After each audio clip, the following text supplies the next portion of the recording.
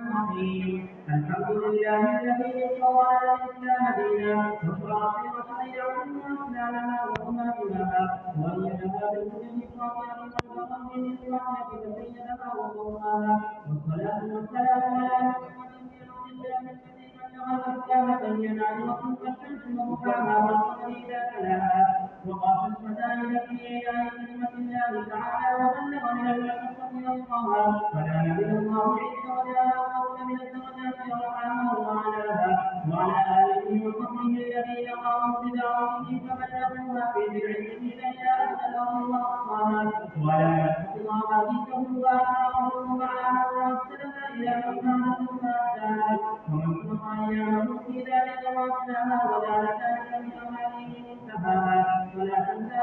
لا تعرف ولا تفك ولا تتناهى أما بعد فإن خير الحديث كتاب الله وخير الهدي محمد صلى الله عليه وسلم وخير الأمور أعمالها وشر الأمور محدثاتها وكل محدثة بدعة وكل بدعة ضلالة وكل ضلالة في النار وبالسند المستقيم إلى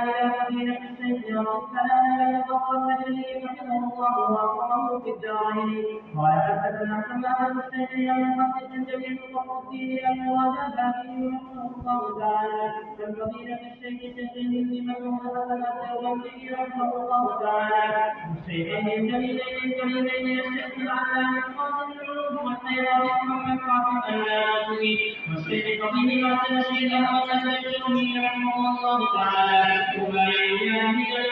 إلى الشيخ القاضي عن الإمام الشيخ بسم الله محمد الشاطر الدهلوي عن الشافعي السيد ولي الله حدثنا عبد الله المقدمي قال أخبرنا أبو الطاهر محمد بن إبراهيم الكوفي قال أخبرنا مالك الشيخ إبراهيم بن سعد الكوفي قال أخبرنا الشيخ الكوفي قال أخبرنا الشيخ قال أخبرنا الشيخ محمد بن الكوفي عن الشيخ زكريا بن محمد الأمير بن الأنصاري قال أخبرنا الشيخ الحافظ الكتير بن ينبغي عليه في حدث الأسفلاني عن الشيخ إبراهيم بن ذلك الكوفي عن الشيخ شهاب الدين بن عباس ينبغي عليه الأنصاري عن الشيخ حسين بن مبارك عن الشيخ عن الشيخ عبد الأمر بن عيسى بن سعيد الأنصاري عن الشيخ عبد الرحمن بن محمد بن مصطفى الداودي عن الشيخ أبي محمد بن عبد الله بن أحمد الشافعي عن الشيخ أبي عبد الله محمد بن يوسف القرني عن الإمام الحافظ الكثير من المؤمنين في الحديث أبي عبد الله محمد بن إسماعيل بن إبراهيم بن مسلمة القاضي بن يمان رحمه الله تعالى اللهم انفعنا بالعلوم والعلوم بما فيها يا رب العالمين قال باب الصراط الفاعل والمنافق والمنافق وأصحابه وخلافة الله حنابلهم وبه قال حدثنا مسلم قال حدثنا مسلم قال حدثنا قال حدثنا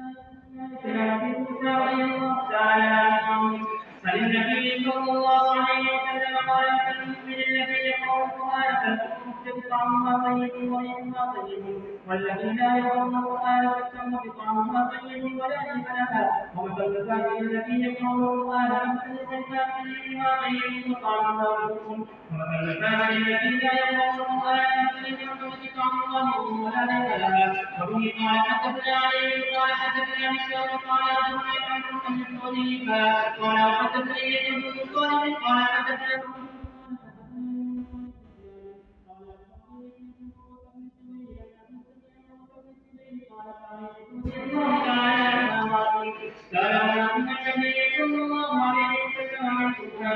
قال انه ليس بشيء فقالوا يا رسول الله انكم حرمتم بشيء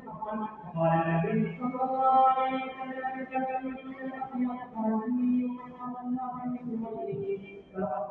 فقرر في التجارة ويحدثون فيه أكثر من يتكلم وبه قال حدثنا أبو النعمان قال حدثنا نبي من قال سمعت محمد بن سيدنا على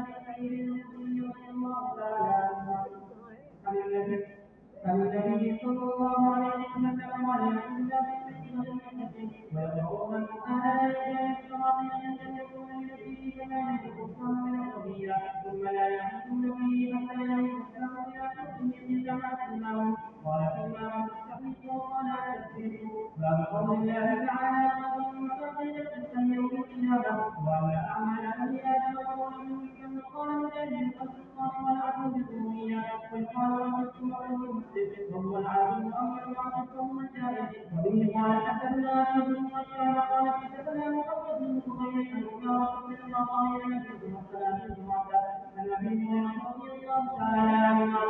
قال قال النبي صلى الله عليه وسلم كلمتان خفيفتان إلى الرحمن خفيفتان على اللسان ثقيلتان في ذلك سبحان الله وبحمده سبحان